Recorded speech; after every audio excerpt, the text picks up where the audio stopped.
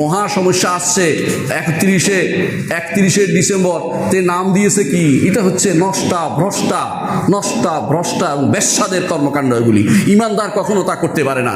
এগুলি তারাই, ওই সমস্ত পুরুষরাই শুধুমাত্র সেটা তাদের মেয়েদেরকে ছাড় দিতে পারে, তাদের স্ত্রীদেরকে ওই সমস্ত মেয়েরা লোকেরাই ছাড় দিতে পারে যারা নিজেরা ভ্রষ্ট নষ্ট এবং নিজেরা সবচেয়ে পতিত মানুষ, এরাই শুধুমাত্র তাদের মেয়েদেরকে ছাড় দিতে পারে। তাদেরকে ঘরে রাখা কর্তব্য, একজন বাবার কর্তব্য হচ্ছে তার সন্তানকে ঘরে রাখা, মায়ের কর্তব্য হচ্ছে মেয়েকে ঘরে রাখা, ছেলে তার ভাইয়ের কর্তব্য হচ্ছে বোনকে ঘরে রাখা এবং নিজে ঘরে থাকা। বাইরের সমস্ত সংস্কৃতিতে নিজেকে কখনো গা ভাসিয়ে দেওয়া যায় না, ইসলাম সেটা অনুমোদন করে না।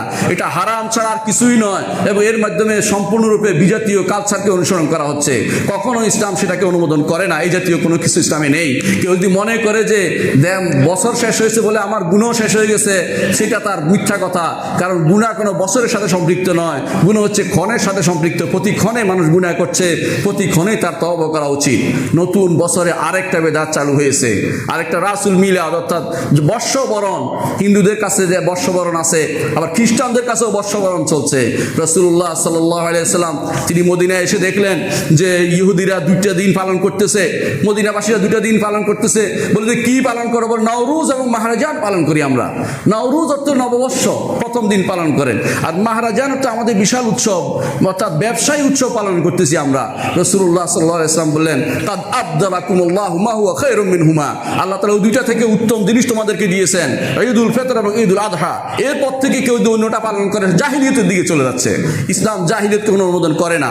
এই জন্য ইসলাম কখনো হিজরি নববর্ষ পালন করার অনুমতি ইসলাম দেয়নি, নববর্ষ পালন ইসলামে নাই। সুতরাং আমি যদি কোনো এই ইংরেজি নববর্ষ এভাবে পালন করে, যেটার নাম দিয়েছে খ্রিস্টীয় নামটাও ভুল তারা, কারণ খ্রিস্টের সাথে সম্পৃক্ততা নেই এটার। তারপরে তার ইংরেজি নববর্ষ এটা যদি কেউ প্রতিপালন করে, সেও বেদাতের ভিতরে পড়বে এবং এটাকে সওয়াবের আশা করে মনে করলে সে কুফরিতে পড়বে। সুতরাং সাবধান থাকতে হবে আমাদেরকে, কারণ মনে রাখতে হবে আমাদের মিল্লাত হচ্ছে মিল্লাতে ইব্রাহিম। আল্লাহ তাআলা বলেছেন, কুল মিল্লাতা ইব্রাহিম বাল মিল্লাতা ইব্রাহিম হানিফা ওয়া মা কানা মিনাল মুশরিকিন। ইব্রাহিমের মিল্লাত, এখানে কোনো কাফের দিকে কুফরের দিকে সামান্যতম ঝুঁকার কোনো অনুমতি নেই। আল্লাহ তাআলা কোরআনে কারীম বলেছেন, ইয়া আইয়ুহাল্লাযীনা আমানু, হে ঈমানদারগণ, লা তাত্তাখিযুল ইয়াহুদা ওয়ান নাসারা আউলিয়া, ইহুদি এবং নাসারাদেরকে তোমরা বন্ধু বানিও না। যে ব্যক্তি তাদেরকে বন্ধু বানাবে সেই ব্যক্তি তাদের অন্তর্ভুক্ত হবে। কিভাবে বন্ধু বানায়? হ্যাপি ক্রিসমাস লিখে পাঠায়, কখনো কখনো তাদের বাড়িতে যায়, কখনো ফুল দেয়, তাদের সাথে শুভেচ্ছা বিনিময় করে, তাদেরকে বিভিন্ন রকমের কথা বলে। এগুলো কোনোটাই ইসলাম জায়েজ নাই। মুহাম্মদুর রাসূলুল্লাহ সাল্লাল্লাহু আলাইহি ওয়াসাল্লাম মদিনাতে ইহুদি সমাজে বসবাস করেছেন। কোনোদিন তাদেরকে এই জাতীয় তাদের কোনো পর্বে দিয়েছেন, কোনো কিছু জানিয়েছেন, কোনো সুসংবাদ জানিয়েছেন বা কোনো কিছু জানিয়েছেন, কোনোদিন কেউ দেখাতে পারবে না। সাহাবায়ে কেরাম নাসারাদের মাঝে বসবাস করেছেন, কোনোদিন তাদেরকে এই জাতীয় কোনো কিছু কোনো জানিয়েছেন, কোনো উইশ করেছেন, এই জাতীয় কোনো শব্দ কেউ দেখাতে পারবে না কোনোদিন কোনো কিতাবে। এর অর্থ ইসলাম এটাকে অনুমোদন করে না। এই জন্য ইমাম ইবনে তাইমিয়া রাহমাতুল্লাহ আলাইহি বলেন, এগুলির সাথে একাত্মতা ঘোষণা করা জিনা ব্যভিচারের চেয়ে খারাপ। কেন? জিনা ব্যভিচার মানুষের অপরাধ বোধ থাকে, এটা অপরাধ বোধ থাকে না, এবং তার মধ্যে তাদের সাথে দিনের গোড়া কেটে দেওয়া হয় সেখানে। আর এখানে সে এটা অপরাধ করেছে, তার মধ্যে অপরাধ বোধটা থাকে। মানুষ পালিয়ে অন্ধকারে করা, এটা হচ্ছে প্রকাশ্য আল্লাহ বিরোধী লোকের সাথে তাকে একাত্মতা ঘোষণা করা হচ্ছে। এই জন্য ইসলাম কখনো সেটা অনুমোদন করতে পারে না এবং করতে পারে না। কোনো ব্যক্তি এটা করতে পারে না। আপনার দিবস হবে সমান অন্য দিনের মতোই, কোনোদিন সেখানে অন্য কিছু গ্রহণ করতে পারবেন না, সেখানে অন্য কিছু গ্রহণ করার কোনো সুযোগ নেই। আল্লাহ তাআলা কোরআনে কারীম বলেছেন, ওয়ালান তারদা আনকাল ইয়াহুদ ওয়ালান নাসারা হাত্তা তাত্তাবি'a মিল্লাতাহুম। ইহুদি নাসারা কখনো আপনার উপর সন্তুষ্ট হবে না যতক্ষণ পর্যন্ত না তাদের মিল্লাতকে অনুসরণ করছেন। তাদেরকে পরিপূর্ণ অনুসরণ করলে তখন তারা খুশি হবে, এর আগ পর্যন্ত হবে না। আপনি কেন তাদের অনুসরণ করবেন? এই জন্য করে মানুষ কেন? তাবেইয়ের কারণে নিজেদের মর্যাদা, আত্মমর্যাদা ভুলে গেছে, অন্যদের কাছে সম্মান বয়ে বেড়াচ্ছে, আল্লাহর কাছে সম্মান খুঁজছে না। ফাইনাল ইজ্জাতু লিল্লাহি জামিআ, ইজ্জত তো আল্লাহর কাছে পাবে। ওদের কাছে আপনি মনে করছেন ওদেরকে আপনি কিছু বললে, ওদের ক্রিসমাস দিবসে যদি আপনি সংবাদ কিছু জানান, আপনার প্রতি তারা সদয় হবে? কখনো নয়। ওরা চাইবে আপনাকে ঈমান থেকে বের করে দিতে। ওরা যতক্ষণ ঈমান থেকে বের না করবে ততক্ষণ পর্যন্ত তারা কখনো খুশি হবে না।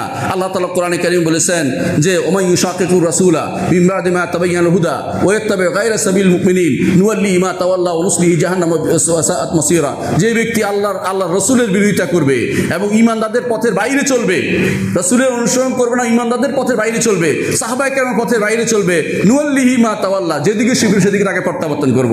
তার কোনো আমল আল্লাহর দরবারে গ্রহণযোগ্য হবে না। তার সাআত মাসিরা, সে নিকৃষ্টতম তার পরিণতির দিকে সে যাবে, জাহান্নামের দিকে সে যাবে। অনুরূপভাবে আল্লাহ তাআলা কোরআন কারীম বলেছেন, ওয়া কাদিমনা ইলা মা আমিলু মিন আমালিন ফাজআলনাহু হাবাআম মানসুরা, তারা যে আমল সমূহ করে সেগুলো দিয়ে অগ্রসর হয়ে আমি তাকে বিক্ষিপ্ত ধূলিকণায় রূপান্তরিত করব। সেগুলো আল্লাহর দরবারে কখনো গ্রহণযোগ্য হবে না। রাসূলুল্লাহ সাল্লাল্লাহু আলাইহি ওয়াসাল্লাম বলেছেন, লা তাত্তাবি'আন্না সুনানা মান কানা ক্বাবলাকুম, তোমাদের পূর্ববর্তী লোকদের বিভিন্ন তরিকা পদ্ধতি তোমরা অনুসরণ করতে থাকবে। এমনকি তারা যদি কোনো গর্তের ভিতরে ঢুকে, তোমরা সেই গর্তের ভিতরে ঢুকবে। এর অর্থ হচ্ছে তোমরা প্রত্যেকটি কাজ সমানে সমানে অনুসরণ করে চলবে।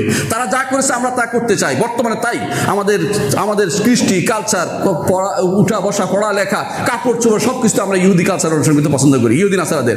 কি জন্য হচ্ছে? রাসূল সে ভবিষ্যৎবাণী করেছেন, সে কেন যে তোমরা হচ্ছে সেজন্য তাদের মতো ইহুদি ভাগ ভাগ হয়ে যাবে, দিনকে ভাগ ভাগ করে নেওয়া হবে। তাই হচ্ছে বর্তমানে রাসূলুল্লাহ সাল্লাল্লাহু আলাইহি ওয়াসাল্লাম বলেছেন, মান তাশাব্বাহা বিকাওমিন ফাহুয়া মিনহুম, কেউ যদি কোনো জাতির সাথে সামঞ্জস্য বিধান করে চলতে চায় তাদের মধ্যে তাদের অন্তর্ভুক্ত হয়ে যাবে।